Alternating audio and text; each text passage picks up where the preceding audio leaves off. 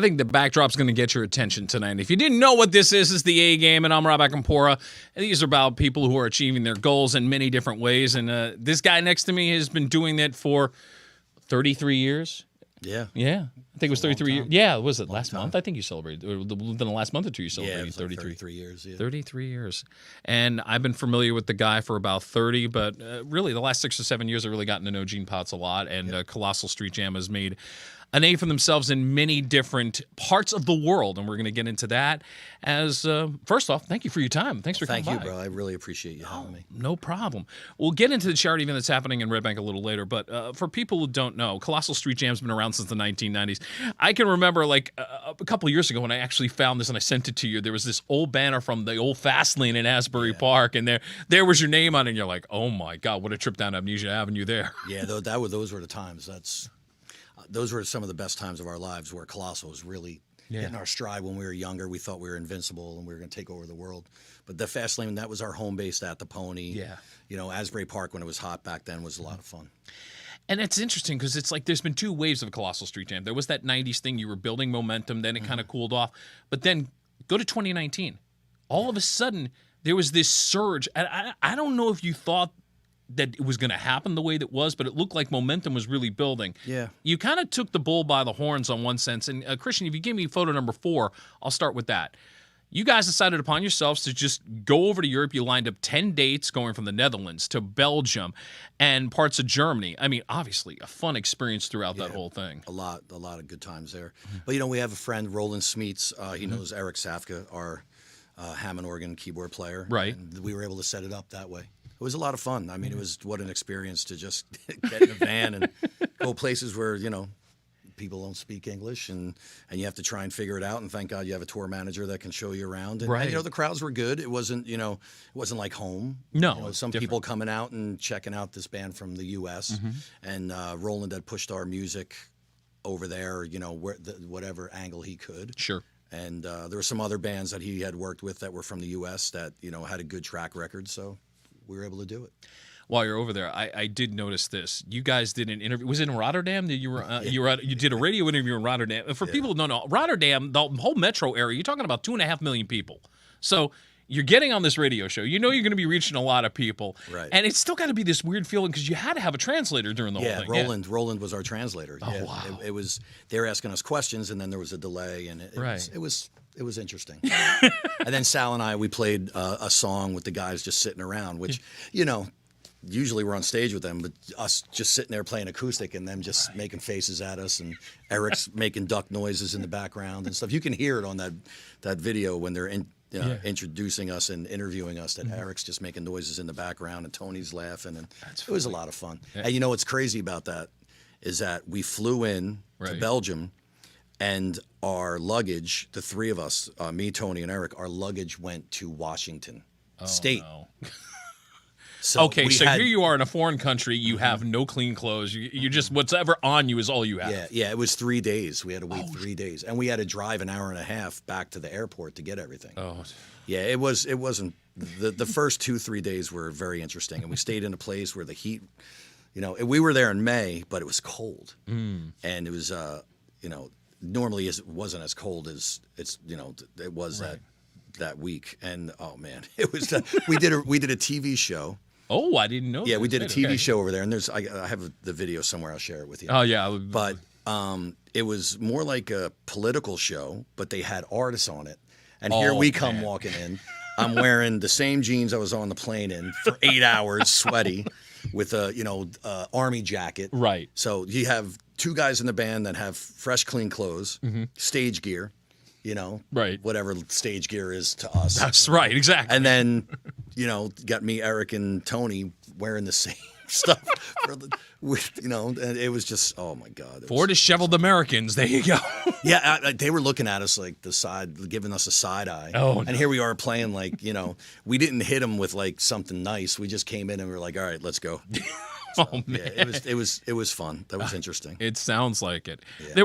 There was a couple of interesting venues. Christian, I think photo number 3 happens to be one of those venues. And, you know, give me a rundown. I mean, this looks like something you'd actually see in England, but this is where?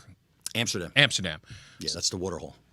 that's a cool looking place just from the outside. I've seen pictures on the inside. And does that give you kind of a good feeling when you kind of like you're not knowing what you're getting into, and you're going on this tour, and you see that, and you go in there, and you're kind of going, that makes you feel probably a lot better. You know, the venue inside is beautiful. Yeah, we were there twice. We were there in May, and then we went back in December. Nice. And they treated us great. Strange place for us. Everything's in ears. There's no amps. That's different. So everything was in ears, and it was just very hard for the, right. When you're a guitar player and you're loud and you're always, you rip things up, and Eric too with the organ, and just for all those guys. For me, it was great. I had in ears. Nobody's blowing me away with their sound. Right, but everybody else is trying to. They're trying to find the rhythm and trying, where you kind of like are in the pocket. And that's where the amp really comes into play. And in this case, it was sort of like, a couple rooms in Atlantic City do that too. That's just how they control volume. That's interesting. And we actually had good crowds both times that we were there. It was great, and plus you're in Amsterdam. Exactly, that's not a bad thing. Christian, there is one other venue I want to try to find here. It's an old. It looks like an old factory. That's the one. Now that was where, Gene? That's in Düren, Germany. Düren, Germany. Yeah, that's the End Art. So that alone, just to see the outside of it, I would just be like, I'm psyched. Just to see the outside of that, you got to feel like, okay, this is going to be an experience. Yeah, it's very reminiscent of the steel stacks in Bethlehem, Pennsylvania. And I worked in that area for 3 years, so I'm very familiar. It's like an old steel mill or whatever it was. Definitely an old factory. It was cool. They had 2 levels. Downstairs was a smaller venue, which is where we played. Right. And upstairs they had a venue that held a couple thousand people. So it was very cool. It was cool. Sound was great. There's actually a couple good videos of us playing there. And it was cool. They had a nice backdrop, a green screen that had our logo on the back. Oh, that's like nice. that. So, it was cool. And if you're liking what you're hearing, just find them up on Facebook and find their website and get signed up, and you will not be disappointed. As Gene Potts is here from Colossal Street Jam here on the A Game. As we're talking about foreign, because it was not just Europe that 2019 was about. Then there was this thing that happened in Australia. Yeah, that was just wild. Now, explain this. You actually won an award. You actually got some attention for some of the music that you had over there. Right. And obviously, it's not like you were thinking, oh, we're going to market this to Australia. So how did they find you? We hired a publicity firm out of Iowa. Okay. For the record, for 2018, we released Livin' Free. Right. So we put that out. These guys jumped on board, and they were with us for a couple months, maybe 3-4 months, and they were just pushing it. And there was interviews here, interviews there, through magazines, online magazines, radio stations, college radio stations, and it made its way over there to Banks, Australia. And Banks, Australia is like a little conglomerate. There's some radio stations over there, and they just started playing Songbird. They started with Songbird. Okay. And at one point, we were #1 on their chart for like 2 weeks, and then they did the Indie Record of the Year, which was voted on, had judges, which were Phil X from Bon Jovi was one of the judges, and there was a bunch of, maybe 5 or 6 judges. Right. And we won in Australia for their radio stations, Internet Indie Release of the Year for Living Free. I always mess that up. Right, but still, you're finding this out, and you're like, yeah, it was wild when I saw it. And then, they did a best cover song of the year, and we were Green #1 Eyed Lady on that too, for Green Eyed Lady from Sugarloaf, which is a 7-minute song, and ours is 8 minutes. So we didn't do anything to try to edit this down. We actually decided to jam it out a little bit. I think they more. would have cut it down, but no, it was it is what it is. When you're dealing with the internet, you don't know if it's something big, you don't know if it's something small. No, of course not. But for us, it was pretty cool. Right. And we definitely got a lot of fan mail and a lot of people reaching out from over there. People asking us when we're going to come play there. Yeah. And each town is like 8 hours away from each other, so that's kind of different. Really tough. Really tough to even think about doing something like that. But does it sink into your head where you sit there and say, hey, look, we're this band from Jersey who's been doing this for so long, and now suddenly we actually have fans in Europe. We have fans in Australia. Yeah, it's the power of the internet. Yeah, the power of social media. We didn't have that back then. No. Back in when we started and playing, like I said, the Fast Lane and the Pony, and getting in a van and going out to Pennsylvania or playing in New York, whatever. It was like, we got to ship some posters out there, or somebody better drive out there and nail some stuff to the wall, And that's what it was. Yeah. And we had a very hardcore following in this area. We still do. Absolutely. Which is amazing to me. It just has grown. And listen, we have our bad nights like everybody else, but it does, yeah. for the most part, we've really had a good run. Yeah. And just to come back in 2014, we came back as a four-piece. Our original drummer, George Papa, who was in the band in the 90s, Right. he was with us for a while. We played some great shows. We released a little EP with him. He decided it wasn't for him anymore, he's still our brother, but he just decided he didn't want to do it anymore. So in walks Dave Halpern. And Christian, I believe that's photo number 2. You can't miss him. He's behind the drum set. There he is. There he is, catching flies. Catching flies. That's what we call it, catching flies. I should explain for people who don't know Dave, he has played in a lot of different bands that have been signed to national labels, ranging from Mr. Reality to Love in Reverse, has even done music with the Bee Gees. I mean, the guy is a big-time deal as far as drummers are concerned. Yes, he's got a platinum record on the wall, I think. Yeah. That was from that greatest. It's Christian, who is a musician in his own right and into music. I'll explain. He was invited on with the Bee Gees to do a song from the greatest. This was actually a new song, and he was a part of it. He was playing drums on it. Yeah. You have to understand when Christian's from family royalty of PM Dawn. So I mean, there you go. He is. He hears something like that, his ears perk up big time, and I can understand it. Dad produced them. Never had any. Wait a minute, your dad produced the Bee Gees. That's right. I forgot about that. Never came out. Track still sitting in our office. Wow. You're gonna. That's why I perked up. Yeah. You're gonna have to do something about that at some point. You're gonna end up being a millionaire. You never know. Yeah. So Dave walking in, I had played with Dave before in some projects, and just knowing that, he's the best of the best when it comes to arranging and just he brought such a flair to the band, and we, it came at a good time. Yeah. We were kind of, I would say, lost. We were kind of checking our direction. Do we really want to do this again? And we just, when Dave came in, it was kind of like, it kind of re-energized us. And we knew that we weren't doing this to be famous. We weren't doing this to, set the local scene on fire. Right. We were doing this because we wanted to be back together and play some music together. Sal and I have been playing together forever, but to have Tony back in there, and then Dave comes in, and it gelled, and then we were just missing that one element, and that was the keyboards and Hammond organ, and Eric Safka, who's with us, he's been with us for 6 years now. Right. He was playing with the Matt O'Ree band, and Matt, who's been a guest on my podcast as well. Yeah. And he was sitting in on some stuff with us, and then he joined us, about a year later. So he's been with us for 6 years, and he's on all the releases. And it's great, and he's just a good friend, and he's fun to be around. And we just got back from Puerto Rico, him and I. Yeah. So, as a matter of fact, a great shot from Puerto Rico. Give me photo number 7. So you're down around St. Martin's, and by the way, great photo. That you don't get to see a plane that close like that. Yeah, that's in December. Okay. Yeah, we played a place called Mary's Boone, and this is when things just got a little strange. We had this booked for Sal and I, and we're going down. This guy Mark owns the venue, really nice. Invited us down, Right. And what a beautiful place. And the beach, everything, and then you saw the plane landing there. It's pretty wild to see. God. Believe it or not, I'm on that plane. Oh, really? That was taken from a friend of ours that was waiting for us to land. So I'm on that plane. Nice. So, we went and we played, and before, about a week and a half before, Sal got his diagnosis, and that was when, I had I said to him, do you want me to cancel it? I'll cancel it. And he said, no, you got to keep the ball rolling, which is always his positive attitude. Got to keep the ball rolling. So I invited Aaron Manzo. I don't know if you know Aaron. I know the name. His father, Alan, is in the Moroccan sheep herders. Aaron just stepped in and did a great job, and we had a good time. It was tough for me. My wife's mother just passed away 2 weeks before that, and then I lose Sal for who knows how long. Right. So it was just very difficult for me to even think about having fun, but we made the best of it. It was good. We're going to talk about the upcoming charity event for Sal in just a couple of minutes as we're talking about Colossal Street Jam.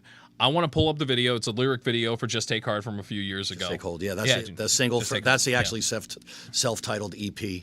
And we just made a lyric video. Yeah. Because we weren't sure what we were going to do. Sure. We put that single out first, and then good things happen from it. So absolutely, it's been a good run. 2019 was a good year. We'll talk more about what's coming up, where they've been, and a random shot segment exclusively for Gene here. But let's get to the song. Just Take Hold is the lyric video from Colossal Street Jam on the A Game.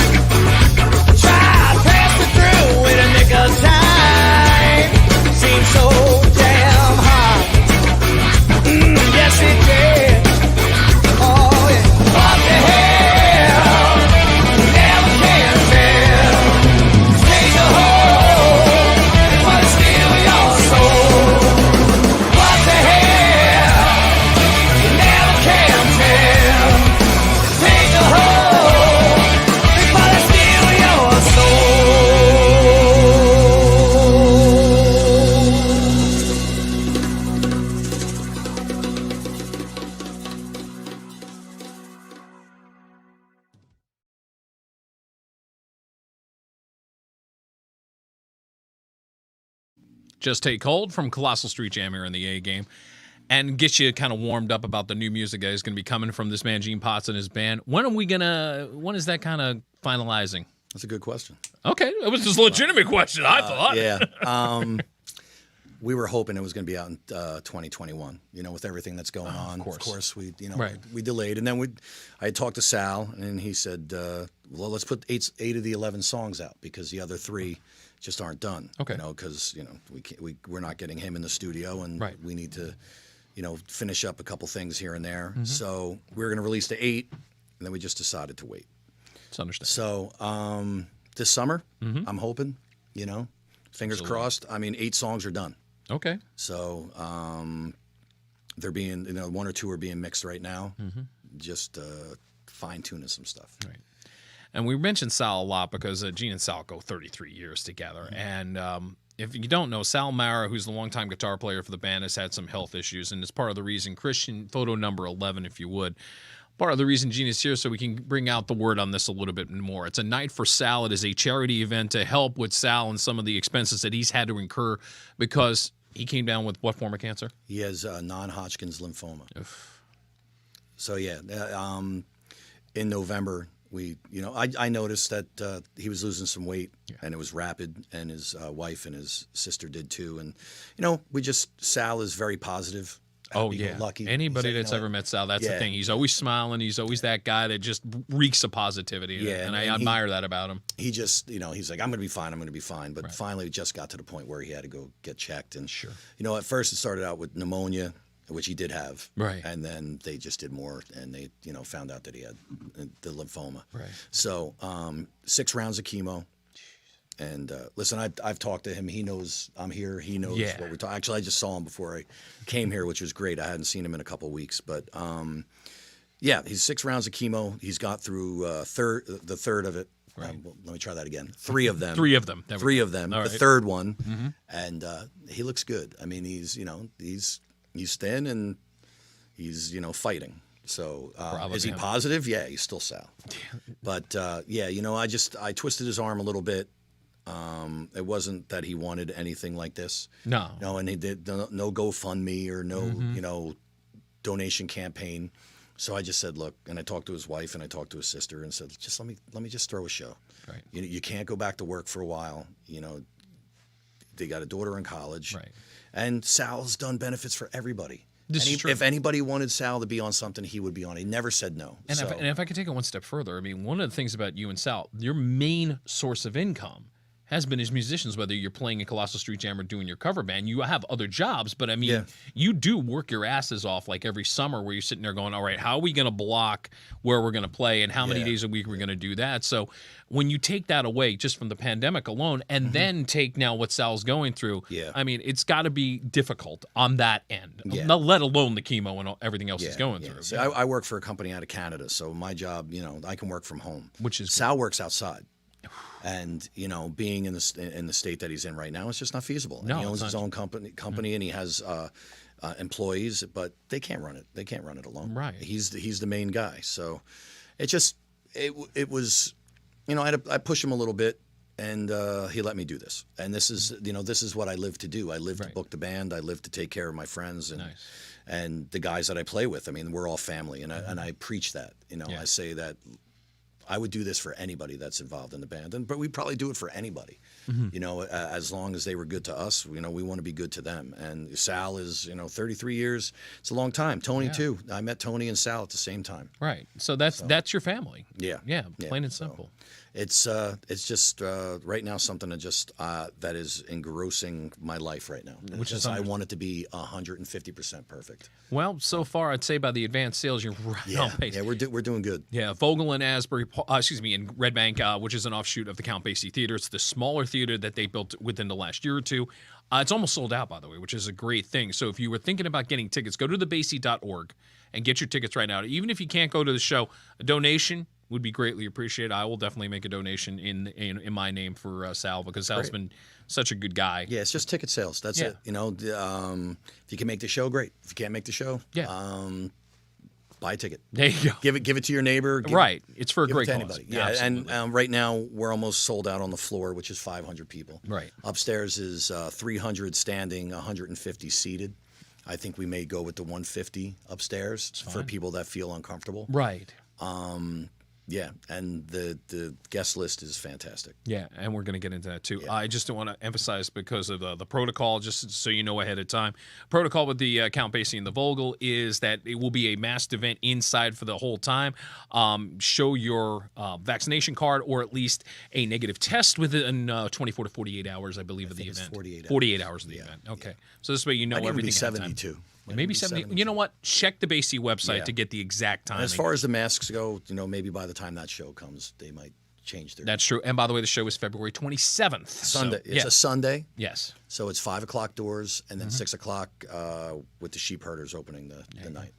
Good stuff. Good stuff. Yeah. And I do want to mention one of the guests, Jerry Gaskill, King's X. Yeah. You've had an interesting relationship. You've done shows with King's X. I mean, Yeah. Yeah. It's 4 now, I think. 4. Yeah. So that's a lot. Yeah. I mean, that's how the friendship obviously came from doing those shows with Jerry. Oh no! Actually, believe it or not, Sal's business, Jerry is one of his customers.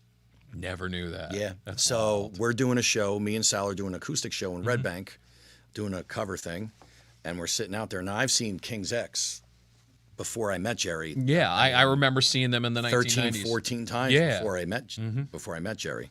So we were playing, and I'm looking out, and I'm like, Sal, that looks like Jerry Gaskill from King's X. He goes, oh, it is. I was like, what?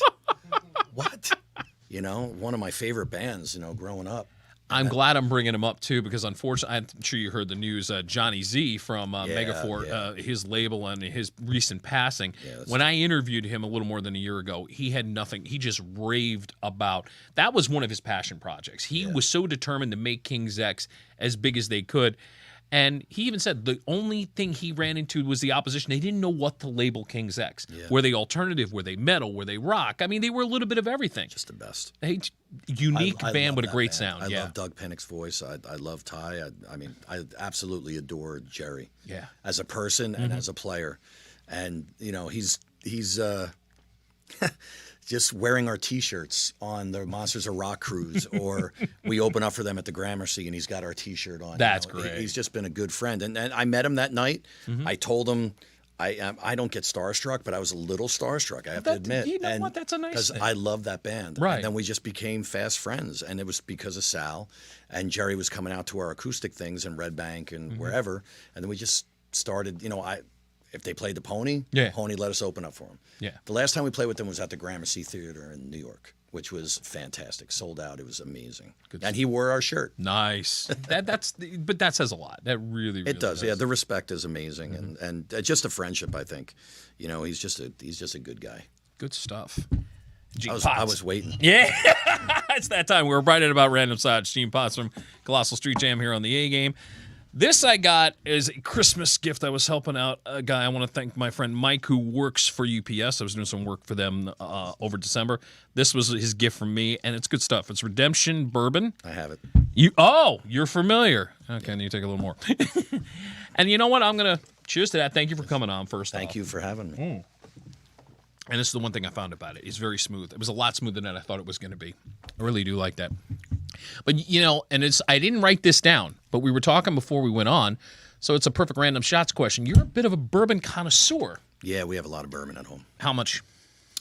About 150 bottles. Yeah. So do you consider yourself a collector or just sort of a fan of bourbon in general? A fan of bourbon. My wife's a fan of Scotch, but she likes bourbon too. So we bought a house in Brick about 2.5 years ago, and the guy that we bought the house from just happened to have a bar downstairs. So we were looking for something like that. Okay. We're big sports fans. My wife's a diehard Giants fan, which that's the only bad thing about it. And I am a diehard Philadelphia Eagles fan. We're going to get into that. And we just, the bar is split. You have Eagles stuff on one side, Giant stuff on the other side. Right. The only thing that she joins me on, and it's recent, is that she'll wear some Phillies shirts because she doesn't have favorite baseball teams. Okay, that's fine. Yeah. So, and my daughter loves going to the Phillies games, so we go together. Nice. So. Well, you see, you segue into one of my random shots questions. Who are the crazier sports fans, Philly or New York? Oh, Philly. Oh, my God. The snowball event with Santa Claus. That's all you got to say. Yeah, I know. Please don't. Everybody talks about that. Oh, you would think after all these years it would never come up, but it always finds a way to come up. Listen, Santa was drunk.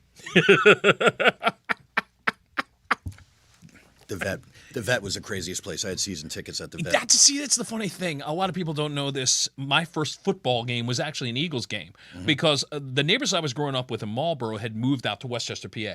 Right. And their father, Mike Hogan, was actually a salesperson for WIP Radio. Okay, WIP. So yeah, listen all the time. we get to go to a game. It was the last game of the season. It was an Eagles-Lions game. It's freezing cold. What year was that? I forget. All I know is that the Eagles lost that game and it got ugly. Oh. Yeah. It was just like, okay, you're watching people in the stands are already drunk and now pissed off. I've seen some things. I've seen some things, man. I could. I've seen a Redskins fan get kicked down from the 700 level straight down. Oh man, I've seen a lot of great things. Outside, inside. I was there when the Phillies won the World Series in 2008. Oh, nice. My son was 8 years old. He was with me. I remember exactly where I was. I was working in Wilmington, Delaware at radio station WSTW. We were doing Monday Night Football. It was supposed to be Monday Night Football. We changed it up. We basically instead of making it about Monday Night Football, because it was the Game 5 of the World Series on a Monday night. It was the second game. It was the second game. part. Yeah. Because we got rained out in the fifth inning. That's why it kind of got extended. So it's like nobody spends it. Everybody's like glued to be like, can the Phillies do it? Can the Phillies do it? I got so many great videos and so many great pictures of me and my son there. That's just a great experience. Good stuff. And you grew up around the Philly area, so when I was younger, that was Northeast Philadelphia. But still, it instills it in you. A lot of my family's still there. My grandfather. Right. Instilled that Eagles and Philly love. Right. You know, my parents too. My dad's more a football guy. My mom's more baseball, even though she's a Yankees fan these days. My stepfather passed away, unfortunately, about 2 years ago. Sorry. Thanks. He was a diehard Yankees fan. Right. So not being able to get the Phillies on, she just started watching the Yankees, and she loves baseball. So I wish he was alive. You could have seen my podcast last week with Jack McDowell. Would have wondered what his reaction would have been, because Jack has still got that reputation of being one of not the most popular guy. He was only there 1 year, but yet he led the team in wins in '95. I mean, people forget that. Going to the Eagles. Yes. We know Jalen Hurts got hurt. There's still the question, is he the future? In your mind, do you draft a quarterback in this next draft? I don't think you draft a quarterback. Okay. I don't think the draft is deep enough quarterback-wise. I don't think so. Do you go out and get a Russell Wilson? You got 3 first-round picks. I don't know. Give him another year. Yeah. I would have kept Wentz. Wentz. I would have never drafted Hurts. I think about who they passed on. You know, all those receivers that they passed on in the second round. Yeah. Think about, just they've made a lot of bad moves. Since the Super Bowl. It's the last couple years, draft-wise, they made a couple bad moves. But, hey, 3 first-round picks, see what you do. Right. And look, they made the playoffs. Exactly. I didn't think they were making the playoffs. Right. So there may be They got the running game, and I got my fingers crossed that Kelsey sticks around for 1 more year. I think it's going to be crucial. Yeah. They really do need him. Well, the coach sent him 2 kegs of Bud Light, so you gotta love that. You gotta see. You know both of these bands. It's a hard one, but I think I know how you're going to answer it. Who was the more underrated band? Your Jerry and King's X or Blackberry Smoke, who you've done some shows with? Oh, King's X. Blackberry Smoke has a hardcore following, and a lot of people know who they are. They're hit a little more the mainstream, where King's X, they're really just grossly underrated. They should have been one of the biggest bands, I think. I couldn't agree with you more. I mean, Love should have been a smash. It put him on the map, but it should have been bigger. Yeah, without a doubt. Faith, Hope, Love. That record was amazing. Faith, Hope, and Love by King's X was a masterpiece. I mean, there's not a bad album. I mean, you can look at some of the later albums, and there weren't like the hits that you would hear, right? Or they weren't pushed as well.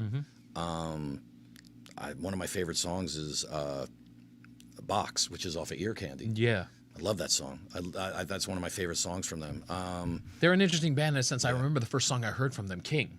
And they the first record. Right, and off the first record, this was a band that some people labeled as sort of a positive Christian band, and it's kind of hard to put them in that vein, but I can see why they might have. Yeah. So I almost feel like this was identity crisis from the get-go. You just didn't know where to put King's X, but if you found them, you found a brilliant band. Yeah, I think their following is huge, and I think this new album, when it does come out, it's going to sell because everybody's been waiting. Jerry, I hope to have some time with you when the album comes out because I really would love to have that time. And because, again, as a fan, I'm sure he would love to come. I would love that. Absolutely. Jerry's the best.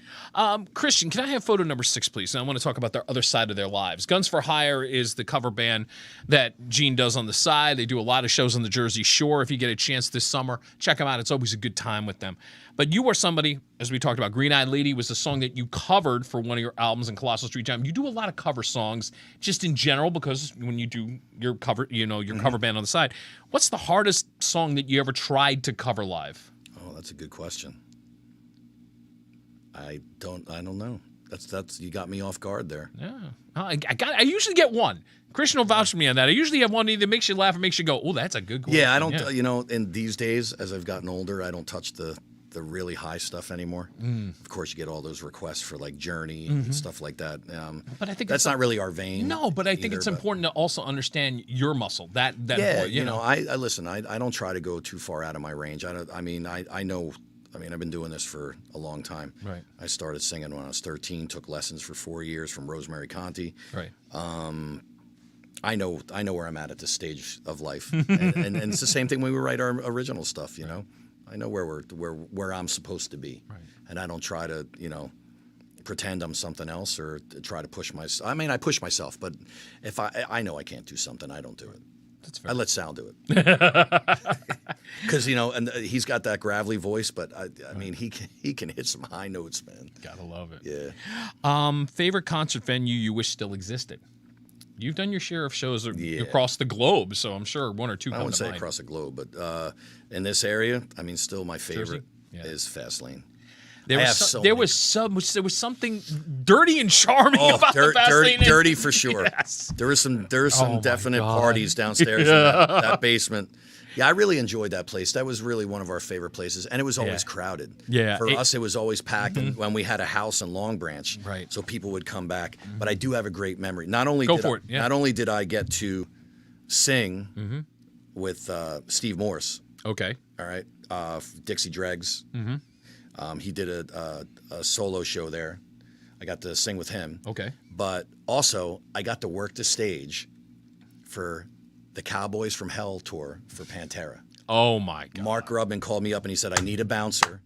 Would you be interested? And, I'm 6'3". Yeah. I was like, I was a little thinner back then. But you can handle yourself in a Pantera show. So actually, what was amazing was that they put me on the stage to keep kids from stage diving getting to the band. And Phil Anselmo's foot was on my back almost the whole show.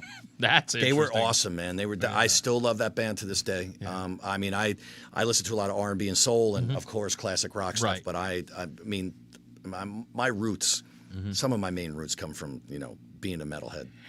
It's funny. I think the Fastlane, the first thing that comes to my mind, working at 106.3 WHTG, doing alternative rock on the Jersey Shore. 311, first time they've come into town, they did the Fastlane. And we weren't sure what to expect. Packed house, absolute insanity.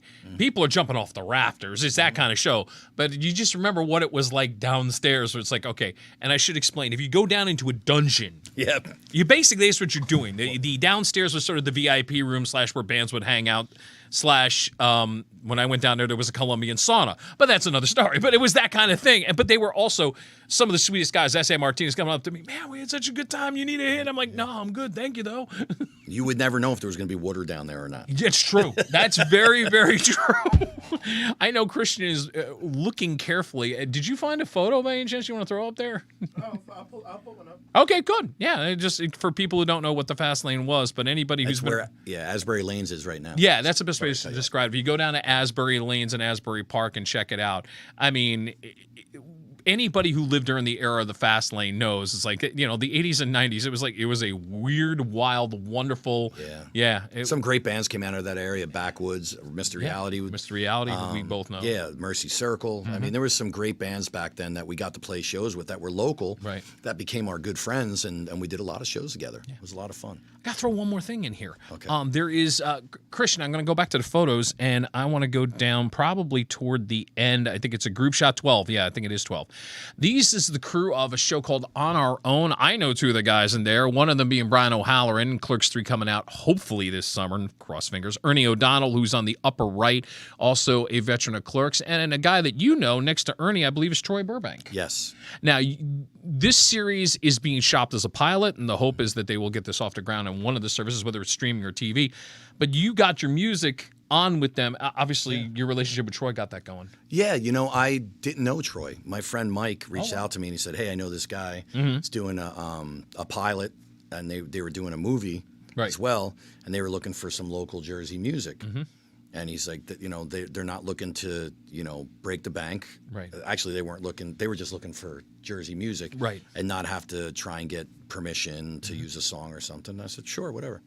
And he reached out to me, and I sent him a whole bunch of stuff, and he used like 3 or 4 of our songs in their movie that was on, I think it was on Netflix. Yeah, it just came out recently. Yeah, right. And then they're doing this pilot and this show, and I said, use whatever you want. Great. The guys and I, you're local, we're local. Yeah. And Troy's become a good friend over the last couple of years. That's great, yeah. He's a good guy. Yeah, and Troy, I know, has already said, it's like, when I get this going, can I come on? I'm like, absolutely, I would want him to come on. And I think, by the way, if you find it, it's basically, here's the setup. 2 guys who've been living with their parents. They're basically probably too old to be living with the parents. Parents go to Florida. Suddenly, they have no idea what to do, and they suddenly move on top of a bar.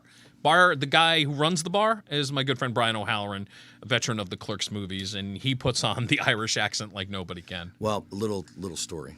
Brian O'Halloran and I went to school together. Wait a minute. I've known you for how long? I've known him for how long? And I never knew this? What the hell? Yep. I believe Cedar Ridge in Old Bridge. Brian, we're going to have to talk next time I'm on the phone with you. How did I not know this? He probably doesn't even They didn't know. That's true. But, yeah. That's funny. Small world. Yeah, I'd look back and I was like, wait a minute. I know him. I'm going to wrap up with this. It's something you said earlier. It's when you started to really get back into the music, you said around 2014. And like you said, it wasn't about fame or fortune. It was just about trying to have some fun. The fact that 2019 happened and the band's still going, you had that little bit of a surge. Obviously, that's got to feel really good because it's like this was the bonus. It was sort of like we had a little bit of this really good bonus that we didn't expect. And I really do wish for you guys, you could have really parlayed that a little bit more because I think it would have. Yeah. And does any of that kind of come to your head and say, should have, could have, would have, pandemic? Or is it just more like, look, we just wanted to get out there, like you said, and it just becomes, hey, what a nice gift. What a really nice surprise that was. I mean, it's a nice gift, nice surprise, but I think it's inspired us even more. That's good. And I think the new record, and everybody's going to tell you, that, their new music is the best thing they've ever done. But I will tell you, this is the best thing we've ever done. And I can't wait for people to hear it. It's so diverse and so different. And it's written as a 5-man family. It's not me and Sal, and then Tony putting parts later, and Dave arranging, and then Eric laying keyboards over. It's written together. Right. And which is the beauty of it. Because it was always a certain way. Sal would come in with riffs. He still comes in with riffs. That's great. And he's the main guy when it comes to that. Right. But he'll come in with riffs, and then we all just start piecing it and say, I don't like that. And in the old days, if I said I didn't like something, you would get the eye, and then all of a sudden everybody be arguing, and practice would be over. Now, if I say I don't like something, or Tony says something, we listen to each other. As we've grown older, well, that the age comes wisdom. Yeah, absolutely. Yeah, and it's awesome. I mean, I really hope it just continues on. And I think we all do. And you know what? We'll get back to Europe again. Yeah, that's about to ask we'll you. get back You to will Europe plan again. to that again, maybe at least for a couple weeks. And would you consider Australia if you could feasibly financially do it? I don't know if that. Yeah, if we could, right, of course. Yeah. But right now it's not like we're knocking down walls in Europe. It's just we're laying a foundation that we hope someday we'll be able to continue to do. If not, I mean, we had a tour of from Jersey to South Carolina and back set for March. Right. It was only like 5 dates, but we were gonna get out and hit some places in the U.S. But sure. Right now that's on hold. I was lucky enough to talk to an agent that was like, hey, I could get you here, here, here, and here. I was like, okay, let's do it. Sure. And we were all fired up, and what's going on is what's happening, and we're gonna roll with the punches like we always have. I'm going to ask Christian to put up photo 11 one more time so I can remind everybody. It's a night for Sal. It'll be at the end of the month on February 27th at the Vogel in Red Bank. It's part of the Count Basie Theater. TheBasie.org is the website.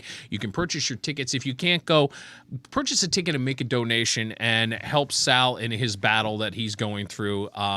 Sal, I send all my love to you, and I hope that you will be back in the fold very, very soon. I'm hoping by the summer. Yeah, amen. I'm hoping by the early summer, and if not, we just sit and wait and we make it happen. I wish we had done this under other circumstances, but I'm glad I finally got you. I'm happy we finally did. Absolutely. And you forgot to put up picture number 8. Oh God, yeah. As we go out, here's picture number 8. Since we were talking about the old days, yeah. There you go. My God, that's how long it's been. Wow, that really puts it in perspective. Because in the '90s, that's how I remember both of these guys. That's the funny part. And guess where that picture's from? The fast lane. The fast lane. Come on. It all ties it beautifully together. Rob, how long have we been doing the show together? You and I have been doing. I'm coming up on my 2-year anniversary next month. This is the first time someone's ever called you out for not using a photo. I love it. I was waiting for it.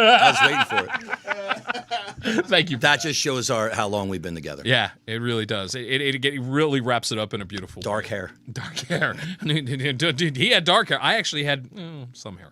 That's another story. That's a wrap for this week. I'm Rob. I can pour my thanks again to Gene and all the love to Colossal Street Jam. Don't forget about the event at the end of the month at the Vogel in Red Bank. I'll be back next week. Look for me here on my YouTube channel or on Facebook. Take care of yourself. Enjoy the rest of your week.